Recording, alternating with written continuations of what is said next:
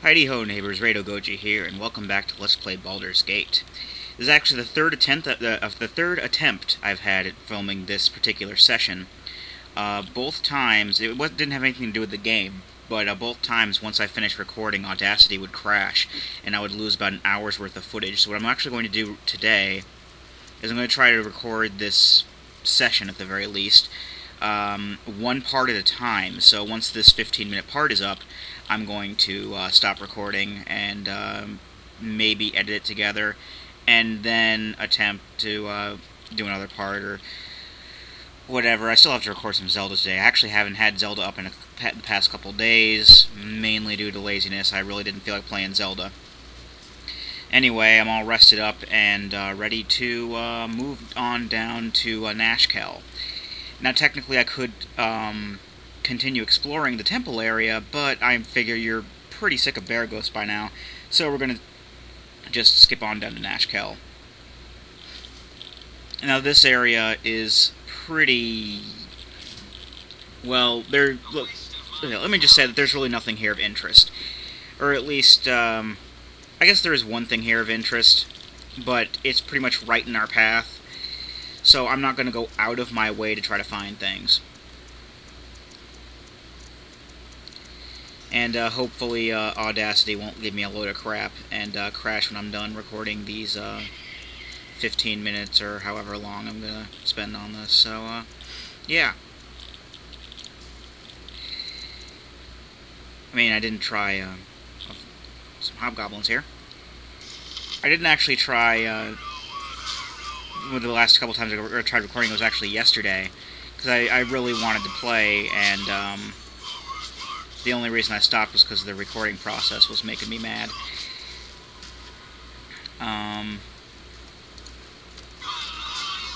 So I'm actually the day I recorded is the day I posted. Hopefully, if I can get the recording done without it crashing. But of course, if you're seeing this now, that means it was successful. But at this point in time, I really have no way of knowing. Alright. So yeah, that was pretty much the one thing I wanted to look for, was this hobgoblin camp, but it was right there. One thing I've also decided to stop doing is to stop chasing, or stop actively chasing enemies who decide that they want to run away, because it's really annoying to do so, and there's no point, especially if I really don't want to be going all over the damn place just trying to kill one enemy. So if they start running away and they're going off in a direction that I don't want to chase them in, I'm going to just leave them alone. Alright, let's move onward. Oh wait, actually let's position ourselves on the path, and then we're going to level up Jaheira. Jaheira leveled up. She's going to have 26 hit points. She has a proficiency slot we can put in 2, but she can't put any more than 2 into anything. I guess it's, with the restriction of being a druid, so I guess only pure fighters can put 5 into them. I don't even know if that's limited to 3 in this game. I know in Baldur's Gate 2 it's 5, but oh well. So I'm just going to put it into something like Spear or something that she's not actually going to use. Also, being level 3 druid now, she can use a level 2 spell. She can't use any new level 1 spell. She can't memorize any additional level 1 spells, but she can get another level 2 spell. We have Bark Skin, which will increase armor class, and that's fairly useful. I'm actually going to pick that one. Charm Person or Mammal. I actually never use charm spells. I really don't have too much of a need for them, so I'm probably never going to use that. Find Traps. We have Imoen to do that. Flame Blade I might use, maybe if she gets another level 2 spell to memorize. It basically just gives her a fire sword for a little bit, but I don't know if she has to have proficiency in any particular sword in order to be good at it, so that's what I'm holding off for now. Good Berry is rubbish. It basically gives you 5 berries which you can eat, and each berry will heal 1 hit point of damage. So you're basically just getting, less of what Cure Light Wounds would do. And it's a level 2 spell. You could just do it over time. Yeah, they cure 1 point of physical damage. That's absolute crap. No alignment is completely useless. I guess in a regular D&D game it would be useful to know what kind of alignment a person is. In this game, they basically fudged it to work somehow. They basically made it so that each character in sight will glow a certain color. If they are a party member, they will glow green. If they are a neutral NPC, they will glow blue. And if they're an enemy, they'll glow red. And the game already kind of does that with the circles that are around the sprite's feet. I don't know if it will say, like, if certain NPCs are friendly or hostile towards you before they turn into an enemy or whatever, but that's useless. Resist fire and cold basically allows you to resist fire and cold, but not by too much. Well, it's by 50%. That's actually not bad. But I'm not overly big on support spells. And slow poison doesn't get rid of poison, but it does slow down the hit point take away effect thing that poison is so infamous of doing. And if she gets another, if she gets another spell to memorize, I'll probably put it into slow poison. Although we do have antidotes, so I might not. I don't know. There really is no enemy over there. Oh wait, yes there is. There's bandits. These bandits haven't come up before. Normally I experience bandit raid near the end of the path on the map, but not here. I actually haven't... That's new for me. Oh well, let's get their stuff. Nope, he's running away. Let him go. Let's get their loot. And speaking of bandits, I did realize the first time I had gone to Baragos that there is, in fact,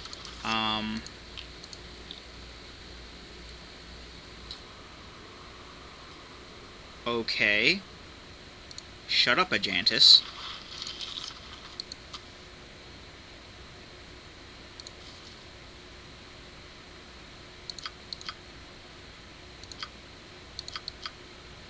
Where's an enemy sighted?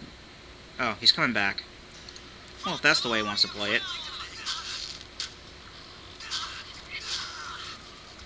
You don't have a name tag. You've got no chance. Yeah, usually monsters are kind of a trifle at times, but if they have a name, watch out. Unfortunately for these people, they were just called bandits. Anyway, speaking of bandits, I was wrong in thinking that there was someone who would buy bandit scalps in Nashkel for a good amount of money. There's no such person there, from what I've seen, which really kind of sucks. So, also the shopkeeper there does not buy any can't buy bandit scalps from me, so I'll sell them off at the next opportunity, but I'm just going to be holding on to them for a little while, I guess. I really hate for this entire part just to be centered around what is, let's face it, the probably the most useless area in the game, because there's really nothing of interest here. But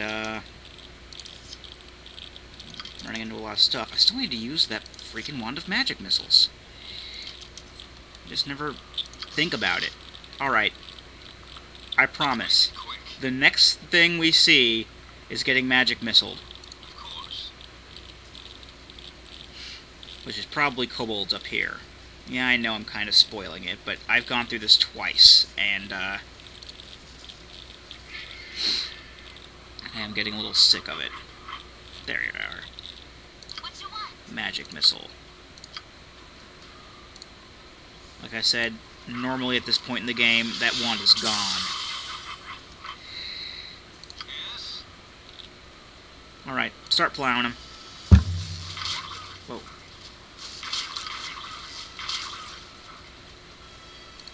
Shoot at that one. Tone! This actually might be fairly useful for getting rid of the running ones, because they can't miss.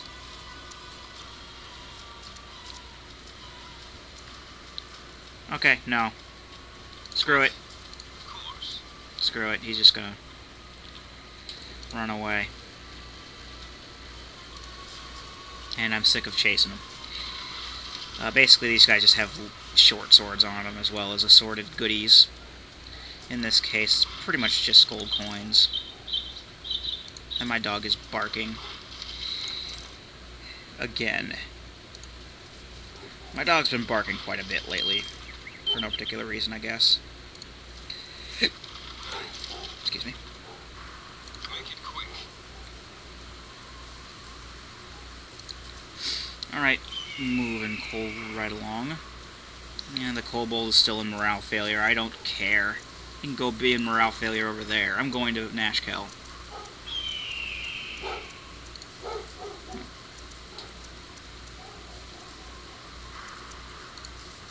My dog's going crazy. Okay. So my dog aside, I'm almost at time, but I still got a few minutes, so we should be able to reach Nashkel by the time the timer runs out.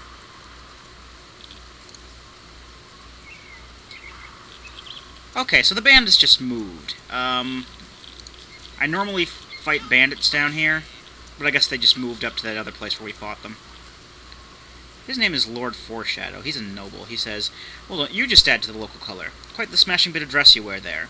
I'll have to look into such sundries when I attend one of Lord Rabal's full dress costume affairs. I'd be the talk of Neverwinter, I would. Am I to understand you are from that faraway city?" "Oh, actually, I hail from Waterdeep. The great city of splendors has much more in the manner of social luxury suited toward my particular tastes. I do, however, make a point of keeping in touch with Neverwinter, though I have only visited once previously. It was quite popular in those nights, if I recall correctly. I'm going to make a second trip in the coming year, and I'll wager it will be as popular again." Yeah, if you couldn't tell, he was basically making a plug for Neverwinter Nights, which at this point hadn't come out yet. So let's go on to Nashkel. I'm going to be quiet because there's a cutscene, and also Chapter 2 will come up.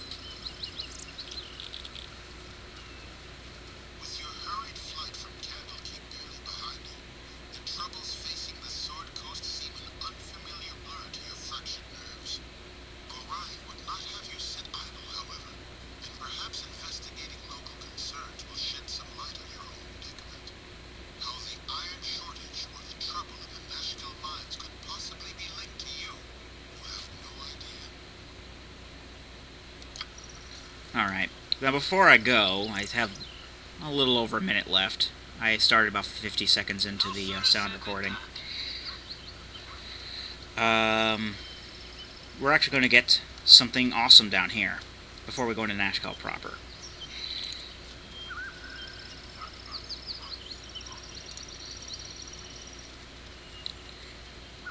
It shouldn't. You know, we're at the way edge of the map. Like if you go, yeah. That's a transition there. Hopefully we can get there within the next minute or so. Or at the very least set it up so that we'll get it next time, and you'll have to, if you don't know already, you'll have to guess what I'm getting. And it'll be a surprise. Ah, well, we can get it. Yeah, it's down here someplace. There it is. Got pearl and Ankeg plate armor. This is better than regular plate armor. It counts as magic equipment, so it won't stack with the Ring of Protection. But even so, the Ring of Protection and the Ankeg plate mail is better than the regular plate mail and the Ring of Protection put together. And next time, we'll do stuff in Nashkel. I've been Rado Goji, and I'll be here next time. Join me, won't you?